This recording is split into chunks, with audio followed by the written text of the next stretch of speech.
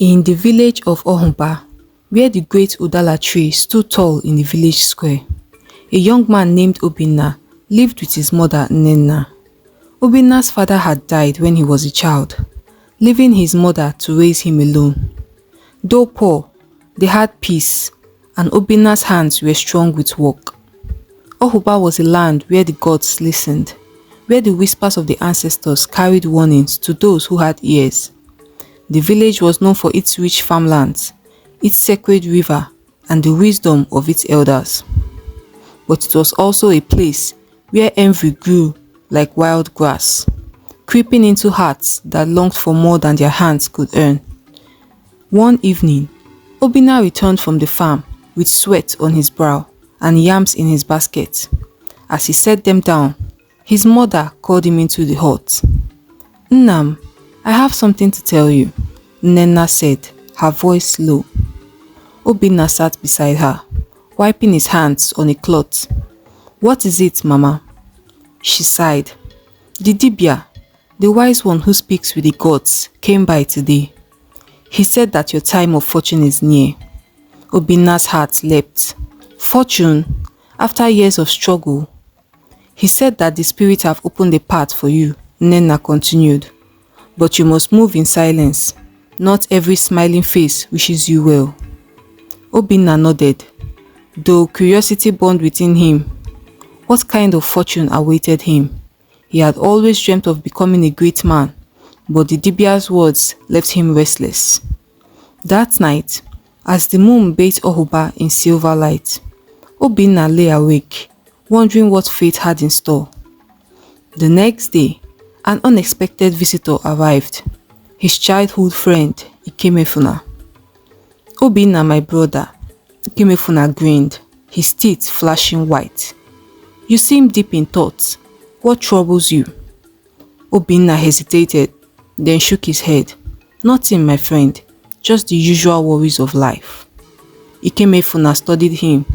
"If you ever need help, you know I'm here." Obinna smiled, but something in Ikemefuna's eyes made him uneasy. Later that night, as Obinna walked to the river to clear his thoughts, a voice whispered from the shadows, "Beware, son of Nnenna. The winds have changed, and not all that glitters is gold." Obinna spun around, but the path was empty. His heart pounded. Had the spirit spoken? He hurried home, suddenly aware that his mother's warning held more weight than he had realized. And so, the journey of fortune began, but whether it would end in triumph or ruin, only time would tell. The days that followed were strange.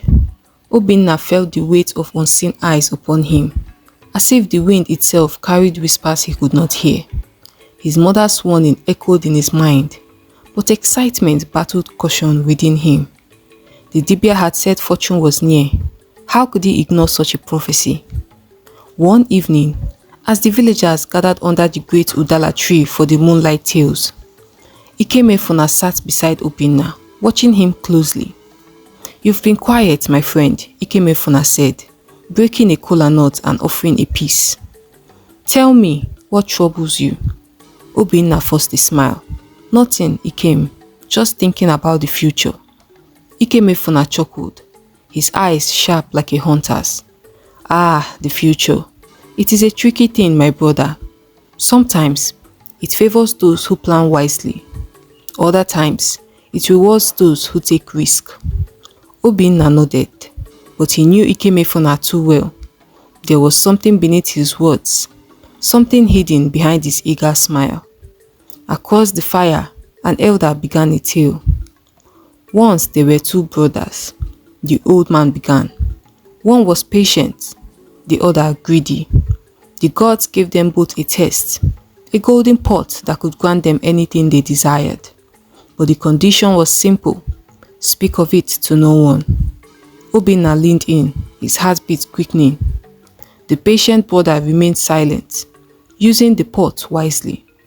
But the greedy one could not help himself. He boasted to his friends, showing off his new wealth. Soon, envious ears heard of the pot, and one night a jealous man stole it from him. The gods, angered by his foolishness, cursed him with endless misfortune. The villagers murmured in agreement. "Speak too soon of your blessings," the elder concluded, "and they will vanish like smoke in the harmattan wind." Obinna felt the words settle deep within him. He glanced at Ikemefuna, who was watching him with an unreadable expression. That night, Obinna told his mother about the tale. "It is no coincidence," Nnenna said, stirring a pot of soup over the fire. "The spirits are warning you, my son. The moment you reveal your path, hands will stretch to pull you down." "But Mama," Obinna said, "Ikemefuna is my friend." Nnenna looked at him, her eyes weary with wisdom. "A snake does not bite while hissing, my son. Sometimes it is the hands closest to you that holds the sharpest knife." A chill ran down Obinna's spine. The next morning, the Dibia summoned Obinna. "The time has come," the old man said, his voice like rustling leaves. "Follow me." Obinna obeyed, his heart pounding. The Dibia led him deep into the forest, where ancient trees whispered secrets to the wind.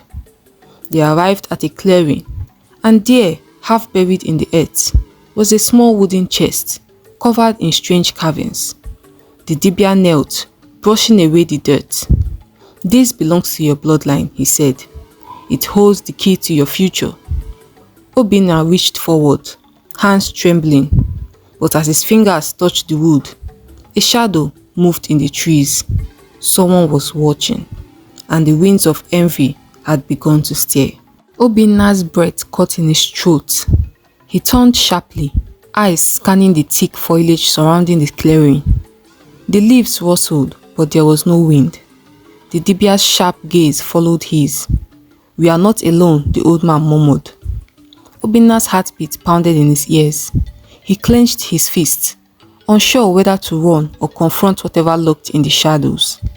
But the Dibia remained calm, placing a hand on the wooden chest.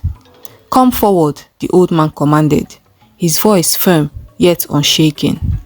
For a moment, silence hung in the air, like a held breath. Then, from behind a thick palm tree, a figure emerged. "Ikemefuna," Obinna's stomach twisted. "My friend," Ikemefuna said, forcing a laugh. "You left so early this morning. I was curious about where you were going." Obinna swallowed hard.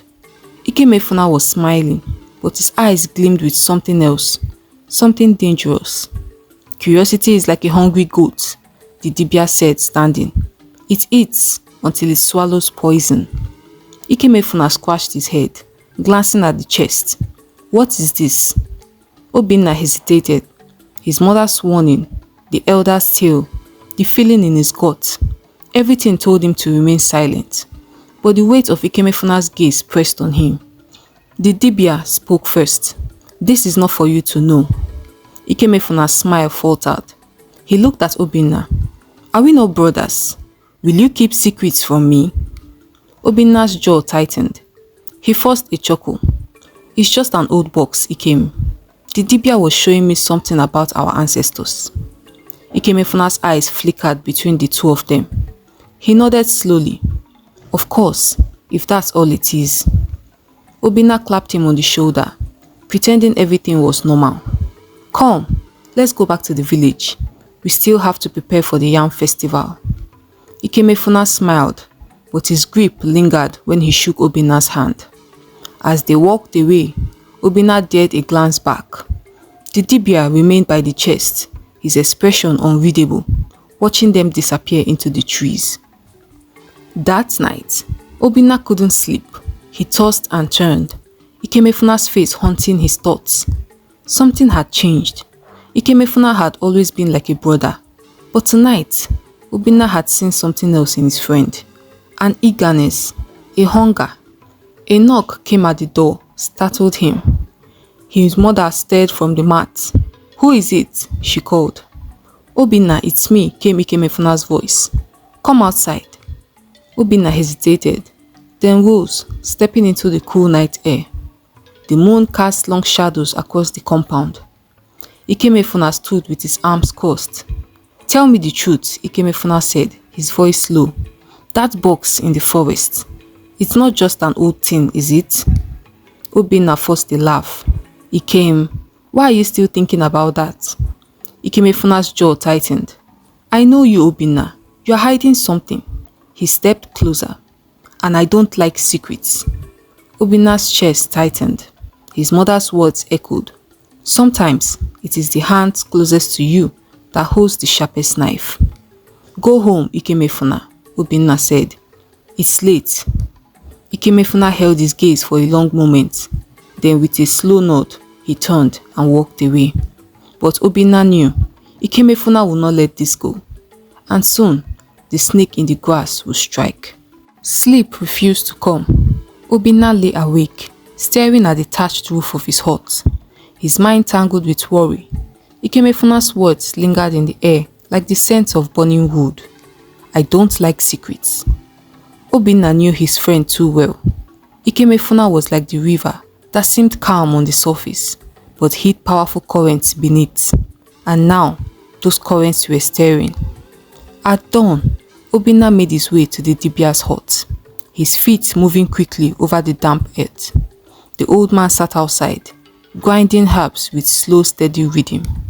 You have come early, son of Nnenna, the Dibia said without looking up. Ikemefuna followed me yesterday, Obinna blurted out. He knows about the chest. The Dibia exhaled, setting down his mortar. I feared as much. Obinna ran a hand over his face. What should I do? The Dibia studied him for a long moment before speaking. Envy is like fire. It hungers for what it does not have. Your friend has seen a glimpse of something he believes should be his. He will not rest until he takes it or destroys it. Obinna's stomach twisted. But we have been friends since we were children. The Dibia shook his head. A palm tree and a thorn bush may grow side by side, but when the wind blows, only one remains standing. He sighed, eyes dark with wisdom. You must act before he does. Obinna frowned. How? You must protect what is yours. The spirits have given you a path to fortune, but if you are careless, they will take it back. Tell no one about your journey. Move in silence, like the leopard stalking his prey. Obinna nodded, determination settling in his chest. I will be careful. But the Dibia's face remained grim. Care is not enough. You must be ready, for the snake in the grass does not warn before it strikes. The village bustled with preparations for the New Yam festival. Women pounded fufu, children chased each other around the compound, and men sharpened their machetes for the wrestling matches. Drums echoed around the hills, their deep rhythms carrying excitement through the air. Obinna forced himself to act normal, laughing and joking with the others, but his mind remained on Ikemefuna. He didn't have to wait long. As the sun dipped behind the palm trees, Ikemefuna appeared, his usual smile plastered across his face. Obinna, my brother, come, let us walk. Obinna hesitated. The Dibia's warning rang in his ears, but refusing would raise suspicion. He nodded. Let's go. They walked in silence through the village, past the marketplace and towards the river. The sounds of crickets filled the air. You have been acting strangely, Ikemefuna said at last, glancing at Obinna. Have I done something to offend you? Obinna forced a chuckle. No, my friend. I have just been thinking about many things. Ikemefuna nodded slowly. Good, because I want you to know that I only wish you well. Obinna tensed. Ikemefuna stopped walking and turned to him. We are like brothers, are we not? Obinna swallowed. Of course. Ikemefuna's smile widened. Then tell me the truth. What did the Dibia give you? A long silence stretched between them. Obinna's mind raced. He could lie. He could tell Ikemefuna a small part of the truth, or he could stay silent. He chose the third option. Ikemefuna's smile faltered.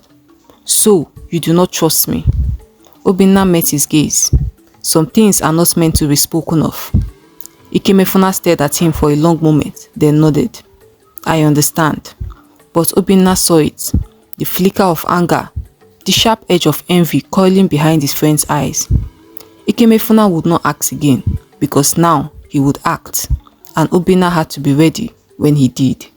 The New Yam Festival arrived with the sun, casting a golden glow over Ọhụụba. The village square pulsed with excitement as villagers gathered, their laughter and chatter blending with the steady beat of the talking drum. Obinna moved through the crowd, forcing himself to smile and greet the elders. But inside, his mind was restless. He could feel it, the shift in Ikemefuna's presence. His friends still smiled, still laughed, still clapped along to the drum beats, but his eyes, those eyes had changed. He will not act again, Obinna thought. He will act. At midday, the festival's main event began.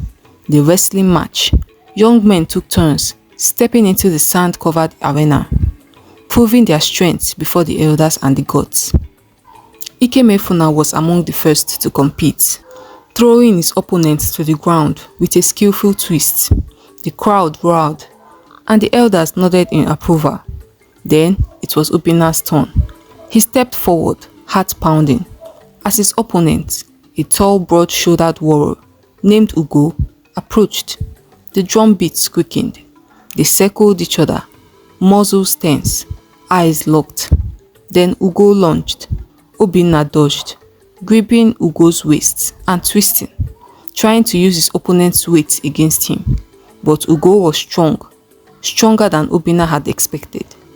The struggle was fierce, sweat pouring down Obinna's back as he fought to stay on his feet. The crowd cheered, shouting his name. Then out of the corner of his eyes, he saw Ikemefuna. His friend stood at the edge of the ring, arms crossed. His lips did not move, but his eyes, they burned with something dark, something hungry. And then, as if a strange force had passed through him, Obinna felt his strength weaken. His grip slipped, and in a blink, Ugo slammed him into the ground. The crowd gasped. Obinna lay there, dazed, the dust settling around him. Ugo helped him up, slapping his back in respect. But the shame was already crawling up Obinna's spine. He turned to look at Ikemefuna again. His friend was gone. That night, Obinna sat outside his hut, staring at the sky. His mother's voice broke the silence. "You have seen it now, haven't you?" Nnenna said, stepping beside him. Obinna exhaled. "I don't know what you mean, Mama." Nnenna sat beside him, her voice calm, but firm. "Your friend has started his battle. It is silent, but it is deadly. You must be ready." Obinna said nothing, but deep in his heart, he knew she was right. Just then, a rustling sound came from beyond their compound. Obinna stiffened. Nnenna placed a hand on his arm. "Go inside," she whispered. Obinna obeyed, but he did not sleep. Long after the village had quieted, he sat by the window, watching, and in the darkness just beyond the fence, a shadow moved. Someone was watching. Ikemefuna had begun his hunt, and soon the strike will come. The night was thick with silence, not the peaceful kind, but the kind that carried hidden whispers, the kind that made the air feel heavier than it should be. Obinna sat by the small window of his hut, watching, waiting. The shadow beyond the first moved again. His heart pounded. He knew who it was. Ikemefuna. The Dibia had warned him. His mother had warned him. Now it was happening. Slowly, Obinna reached for the machete his father had left him. He didn't move, didn't make a sound, only watched. Minutes passed, then the shadow disappeared. Obinna exhaled, but he did not sleep. By the time the first cock crowed, he knew what he had to do. At dawn, he hurried back to the Dibia's hut, his mind racing. The old man was already awake, feeding the sacred tortoise that lived by his doorstep. "You saw him, didn't you?" the Dibia said without looking up. Obinna nodded. "He was watching me. He's waiting for his moment." The Dibia sighed. "Then your moment must come first." Obinna frowned. "What do you mean?" The old man turned to him, his gaze sharp as a hawk. "It is time for you to know what lies within the chest." Obinna's breath caught. He had waited for this moment since he first laid eyes on the strange wooden box. "Come," the Dibia said. They made their way back to the hidden clearing in the forest. The morning mist clung to the trees, making the place feel otherworldly. The chest sat where they had left it, covered in old carvings. The Dibia knelt and placed a hand on the lid. "This chest was buried generations ago by your ancestors," he said. "It carries a blessing and a curse. Only those who are patient, those who move wisely, can unlock its true power." Obinna swallowed. "And what happens to those who are not wise?" The Dibia's eyes darkened. "They are destroyed by their own greed." A chill ran down Obinna's spine. The Dibia opened the chest. Inside, wrapped in old cloth, lay a small calabash, sealed shut with red wax. Beside it sat a carved ivory horn and a bundle of dried leaves. The air around them shifted, as if unseen forces were stirring.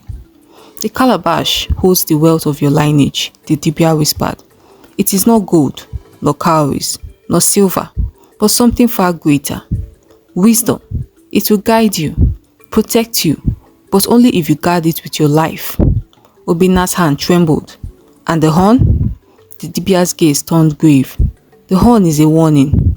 If it sounds, it means your greatest enemy is near." Obinna stared at the object, his mind reeling. Then from the trees, a sound, a rustling, a snapping twig. Obinna's body went rigid. He turned his head slowly. Someone was there. Ikemefuna. And this time, he wasn't just watching. He was coming. The rustling stopped. Obinna held his breath, his fingers twitching near the calabash. The Dibia placed a firm hand on his shoulder.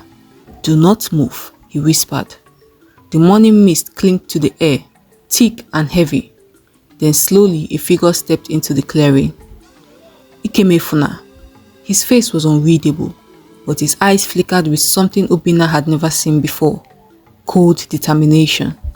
"My friend," Ikemefuna said, his voice smooth, too smooth. "You leave early in the morning these days. I thought I'd find you here." Obinna forced himself to relax. "You followed me again?" Ikemefuna chuckled. "Do not sound so offended. What are friends for?" His gaze drifted to the chest. "So, this is the secret you've been keeping?" Obinna said nothing. The Dibia stepped forward. "Some parts are not meant for all feet," he said. "Go home, Ikemefuna." Ikemefuna's jaw tightened. "Why? Because I do not deserve to know? Or because you have chosen Obinna instead of me?" Obinna clenched his fist. "This is not a competition." "But it is," Ikemefuna snapped. "Do you think I do not see it? Everyone in the village praises you. The Dibia calls you. The elders trust you. But why? Why not me?" His voice had risen, his breathing uneven. The Dibia sighed. "Because your heart is restless. A restless man cannot be trusted with power." Ikemefuna's lips curled into a bitter smile. "Then perhaps it is time for power to choose another path." Before Obinna could react, Ikemefuna's hand shot out. A cloud of red dust exploded in the air. Powder from a small leather pouch hidden in Ikemefuna's palm. Obinna coughed, his vision swimming. His body felt sluggish, his limbs weak. "Fool," the Dibia hissed, reaching for his own charms. But Ikemefuna moved fast. He shoved Obinna aside, snatching the calabash from the chest. The red wax sealing it glowed in the dim light, pulsing like a heartbeat. "You do not deserve this," Ikemefuna murmured, cradling it in his hands. Obinna struggled to stand. "Ikemefuna, you don't know what you're doing." Ikemefuna's grin widened. "Oh, but I do. I am taking what should have been mine all along." The Dibia's eyes flashed with warning. "If you break that seal, you seal your fate." Ikemefuna hesitated, but only for a moment. With one sharp motion, he shattered the wax seal. The world shifted. A gust of wind tore through the clearing, howling like a wounded beast. The trees trembled. The earth beneath their feet rumbled. And then, silence.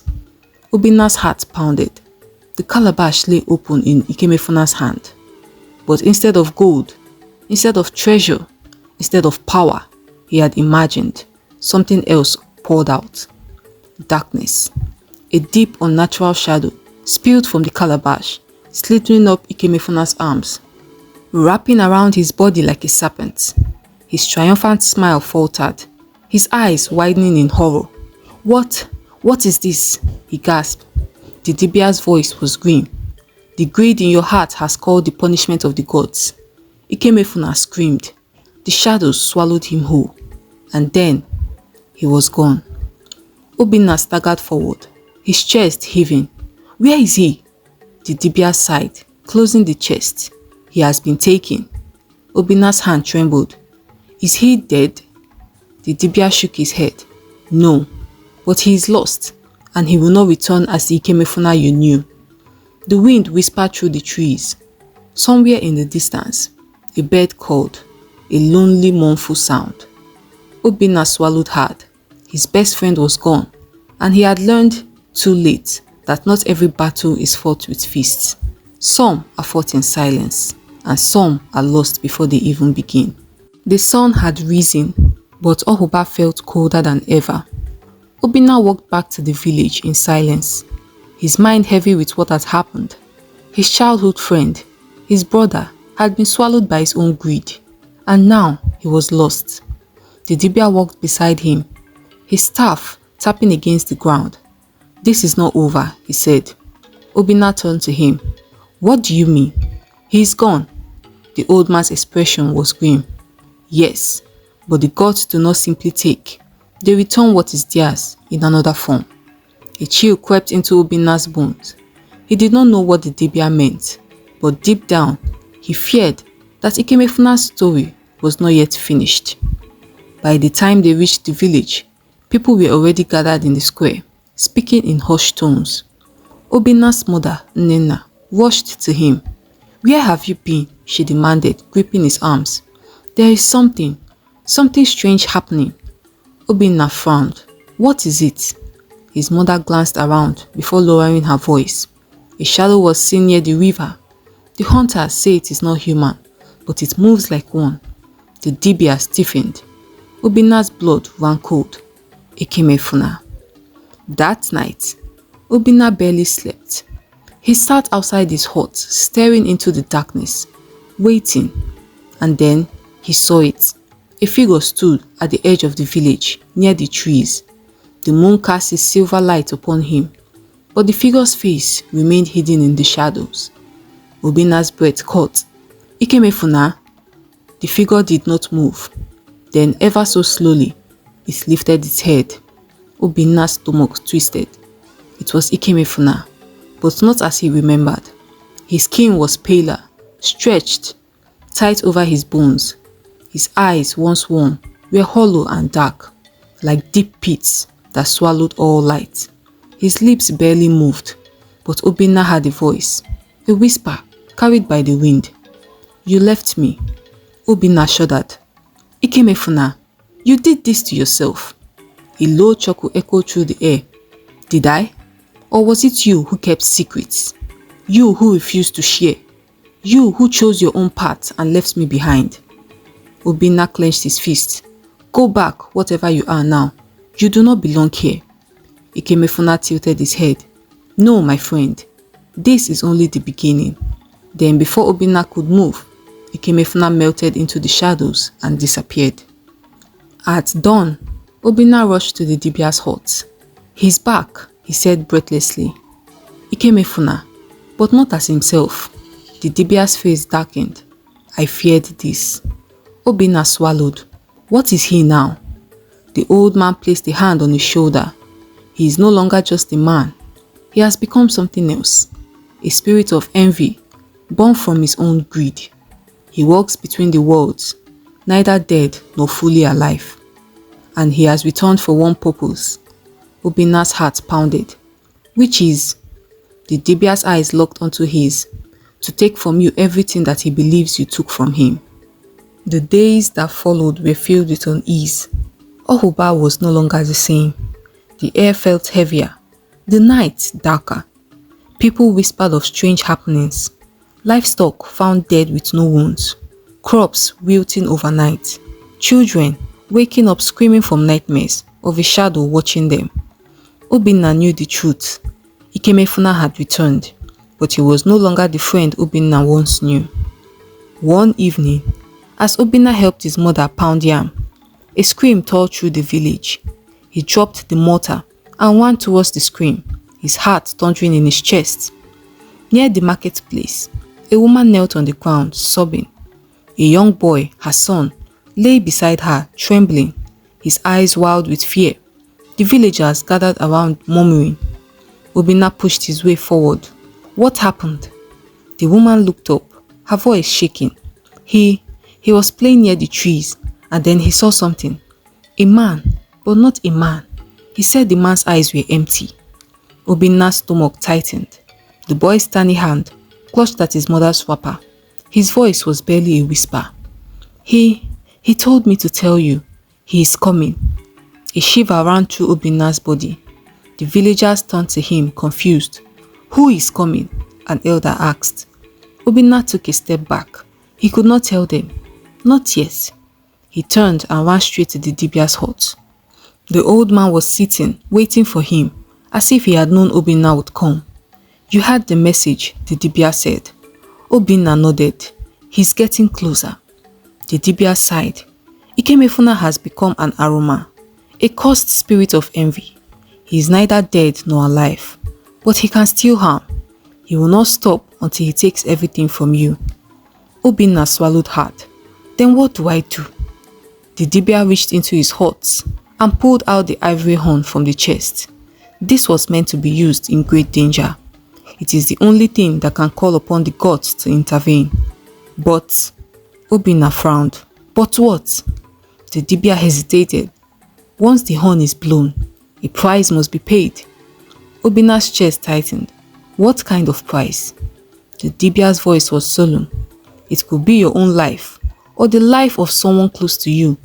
The gods do not act without balance. Obinna exhaled, his mind racing. He had to stop Ikemefuna, but what was he willing to pay? Was he willing to pay the price?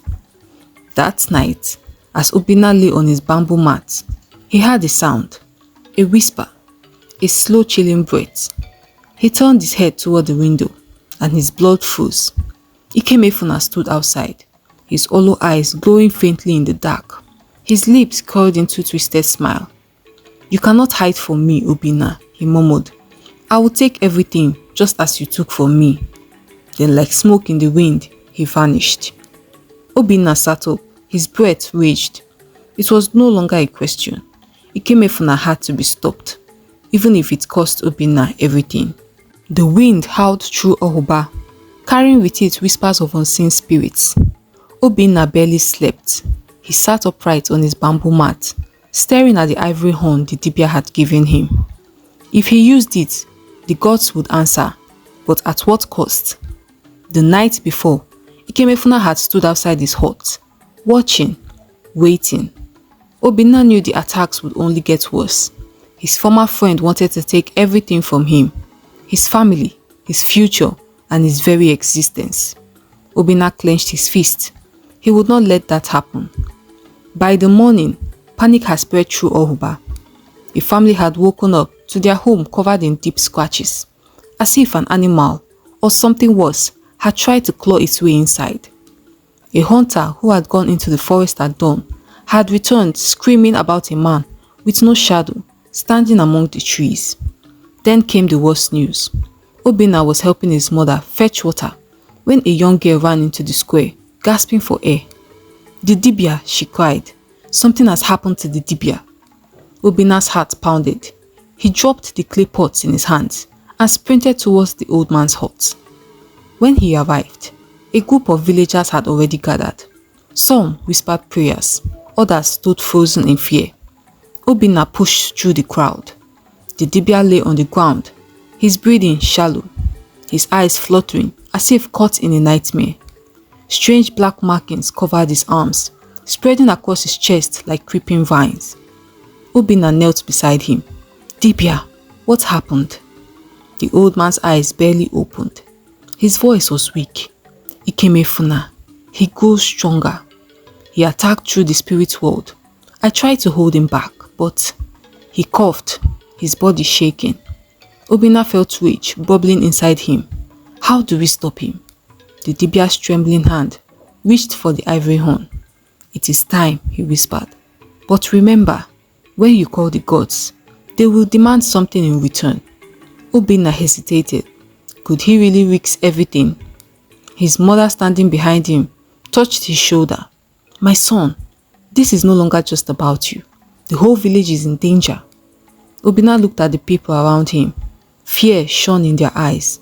He was not the only one suffering. Everyone was. He made his decision. That night, Obinna climbed to the highest hill outside the village.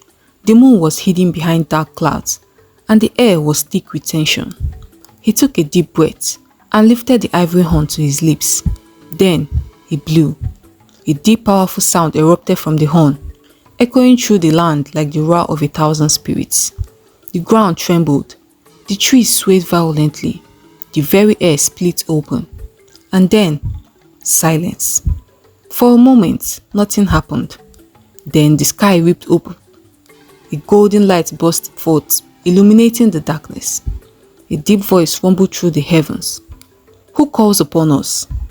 Obinna fell to his knees, his body shaking. I do, Obinna, son of Ọhụụba. His voice wavered. I call for your help. A cursed spirit walks amongst us. He was once a man, but greed has turned him into a monster. He seeks to destroy me, to destroy my people. Please help us. Thunder rumbled. The voice spoke again. You asked for our help, but will you pay the price? Obinna swallowed.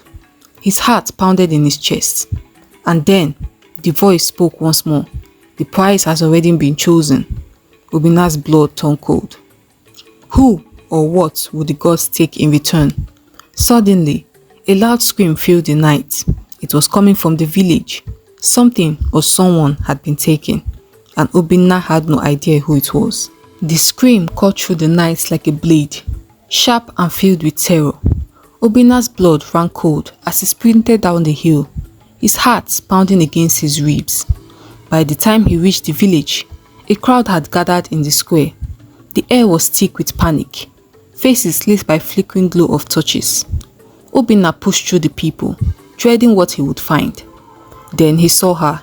His mother, Nnenna, lay on the ground, unmoving. No!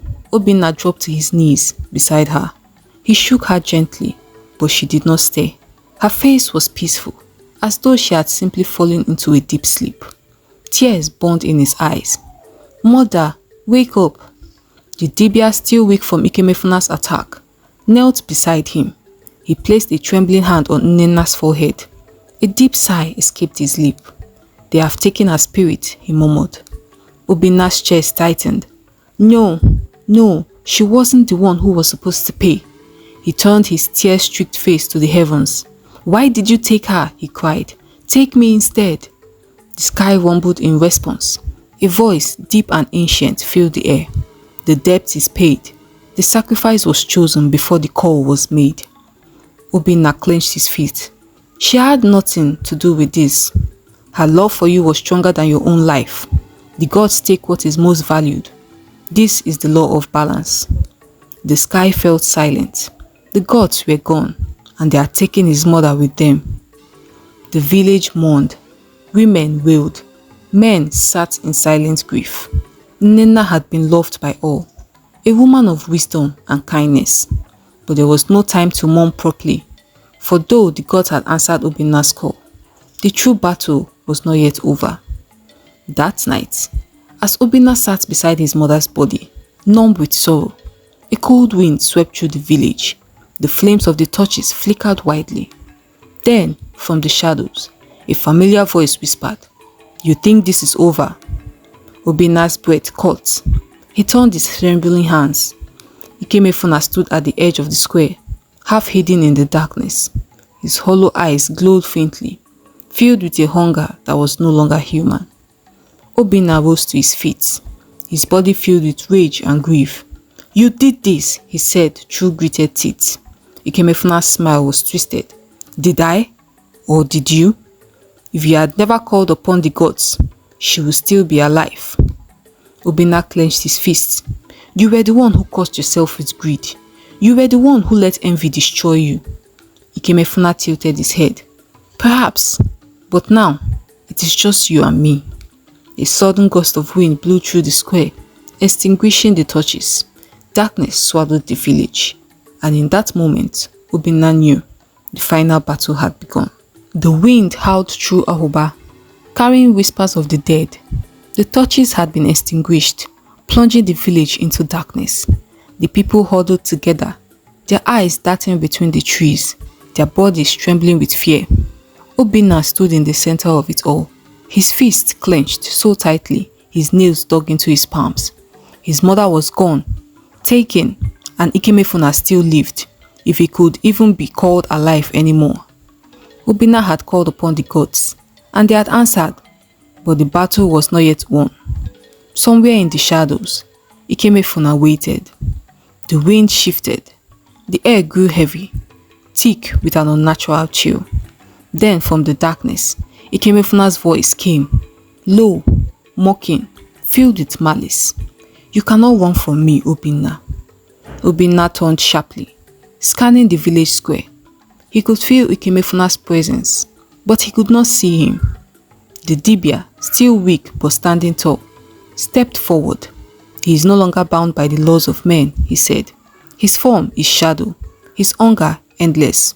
You cannot fight him with weapons. Obinna's jaw tightened. Then how do I stop him? The Dibia's gaze was solemn. You must end his envy at its root. He does not seek your life, Obinna. He seeks what you have. The words settled in Obinna's mind. Ikemefuna wanted everything Obinna had. The respect, the success, the future. But how could he take that from his spirit? A laugh echoed through the air. You think you understand me? Ikemefuna's voice slithered around them like a serpent. You were always ahead, weren't you? Always better. And now, even in death, I will have what is yours. A gust of wind rushed through the square. The villagers screamed as Ikemefuna's form materialized before them. His body was no longer human. His skin was stretched and cracked, his fingers long and clawed. His eyes were empty pits of darkness. He looked at Obinna with a twisted smile. Shall I take your sister next? Or maybe your beloved? Obinna's chest burned with rage. You will take nothing else from me. The Dibia grabbed Obinna's hand and pressed a small carved stone into his palm. This is an ofo, a sacred symbol of truth and justice. Hold it tight and speak his name. Call him as he was, not as he is now. Obinna's pulse raced. He gripped the ofo and took a step forward. Ikemefuna, his voice rang out over the wind. The spirit froze. Obinna took another step. You are not a god. You are not a demon. You were once a man, a brother. You had dreams, just like I did. Ikemefuna's hollow eyes flickered, his body trembling. Stop it. You let greed consume you. You let envy twist your soul. But it was never me who stood in your way. It was you. The spirit screamed, clutching his head. Shadows coiled around him, writhing like snakes. Obinna raised the offer high. Your battle is not with me, Ikemefuna. It is with yourself. A howl of agony ripped through the night. The shadows around Ikemefuna cracked and splintered. The air shimmered with an unnatural force. Obinna felt a pull, as if the very fabric of reality was shifting. And then, with one final ear-splitting shriek, Ikemefuna collapsed inward. His body crumbled into the wind, his shadow dissolving into nothingness. The village was quiet. The air felt lighter. The fear that had gripped them all for so long had vanished. Ikemefuna was gone. The Dibia placed a hand on Obinna's shoulder. It is done, he whispered. The gods did not need to fight him. He was always his own undoing. Obinna's chest rose and fell with exhaustion. His heart ached for his mother, for the friend he had lost long ago.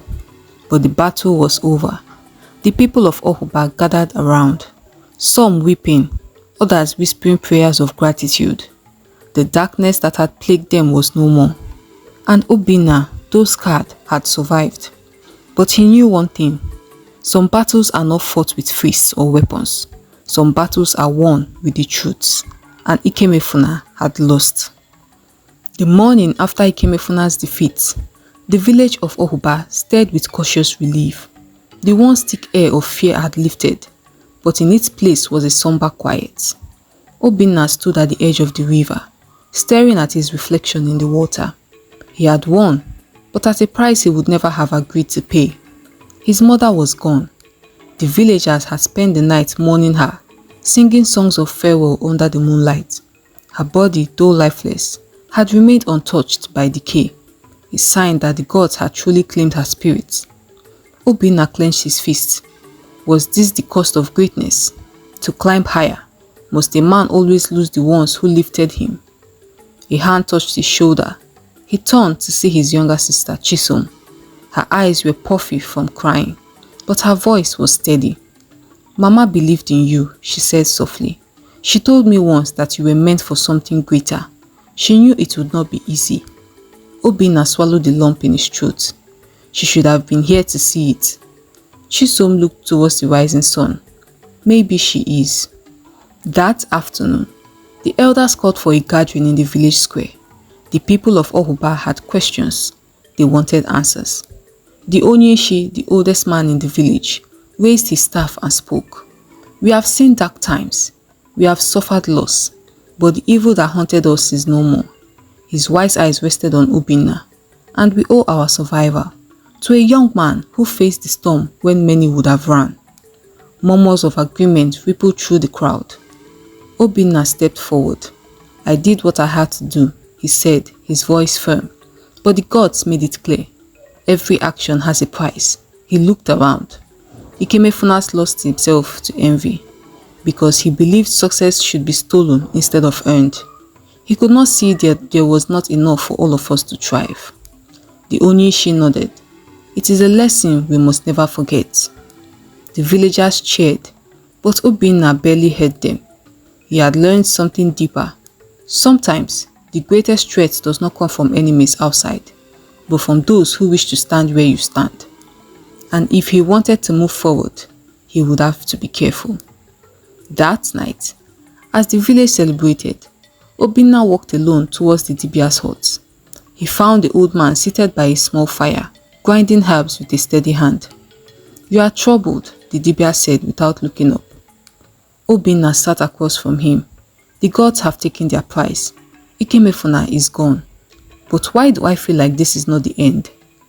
The Dibia paused, then placed his mortar down, because the spirits do not see time the way we do. The past and the future are threads in the same clothes. Obinna frowned. "What does that mean?" The old man's tired eyes met his. "It means that what happened here was only one part of a greater journey. There are those who will still watch you, Obinna, and not all of them wish you well." A chill ran down his spine. The battle was won, but the war for his destiny had only just begun. The days after the battle passed in a haze. Ọhụụba was healing, its people slowly returning to life before Ikemefuna's darkness. But for Obinna, the victory felt hollow. His mother was gone.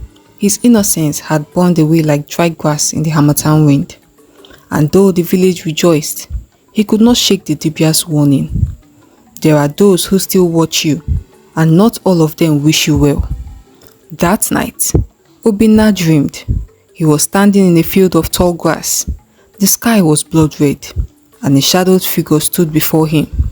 It had no face, no form, just a voice, deep, whispering, crawling beneath his skin. "You think this is over?" Obinna took a step back. "Who are you?" The shadow laughed, a sound like rustling leaves in a graveyard. "You took what was his. You climbed too high. And when a man climbs too high, the spirits take notice." Obinna's breath quickened. Ikemefuna is gone, but others are watching Obinna. Others who do not forget. Others who know you were never meant to win. A cold wind slammed into him, and the dream shattered.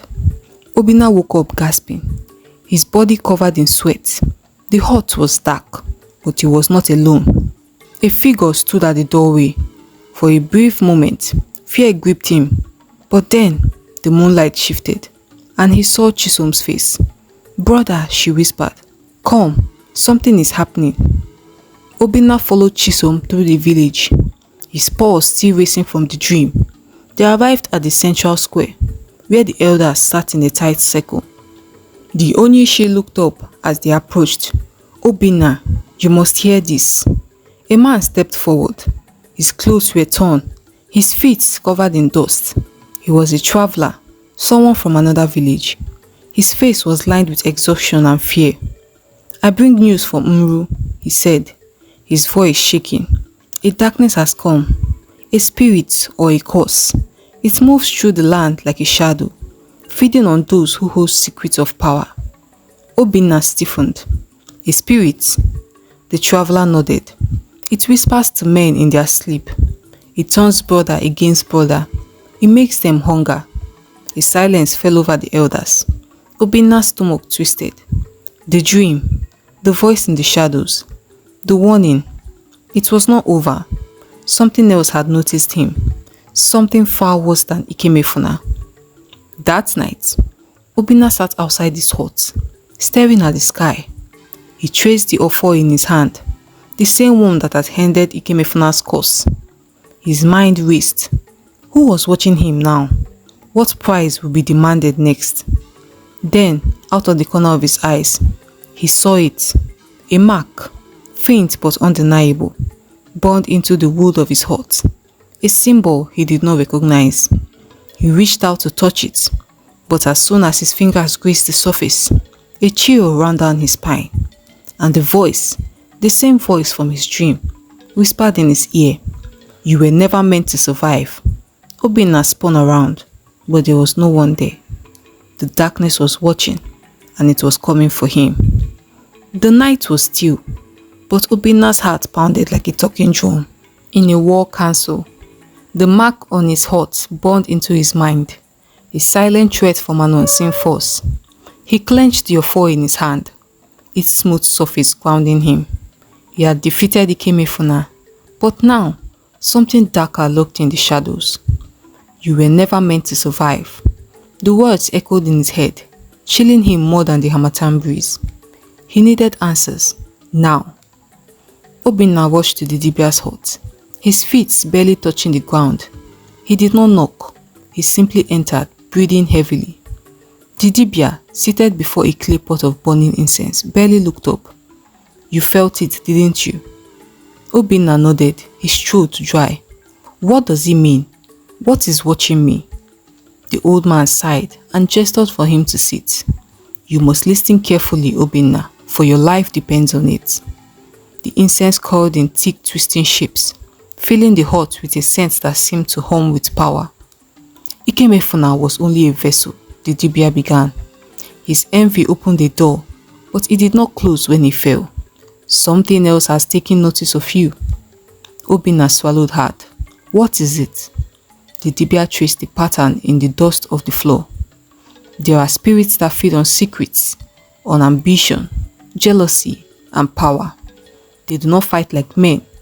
They whisper, they twist, they turn the hearts of those closest to you." Obinna's stomach tightened. "You're saying it won't come for me directly?" The Dibia nodded. "It will turn your own people against you. It will whisper doubts in their ears, make them fear your success. You have already seen it before, have you not?"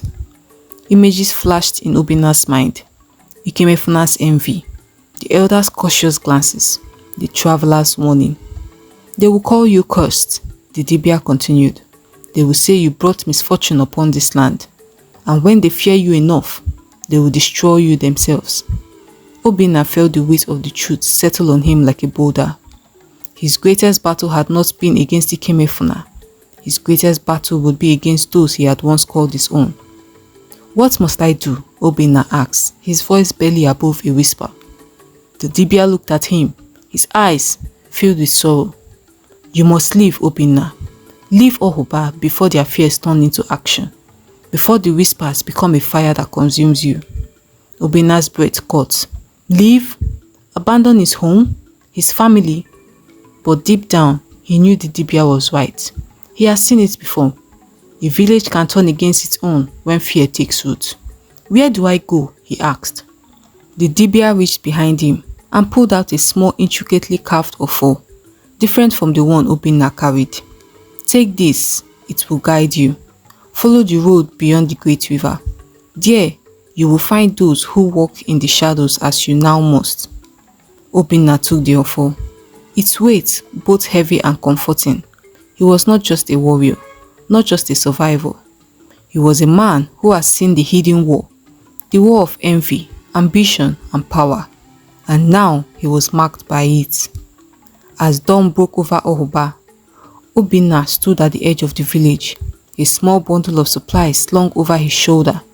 Chisom stood beside him, tears brimming in her eyes. "You don't have to go," she whispered. Obinna forced a small smile. "I do." She hesitated, then pressed something into his hand, a small pendant their mother used to wear. "So you don't forget where you come from." "I will return," he promised. He turned away before the pain in her eyes could break him.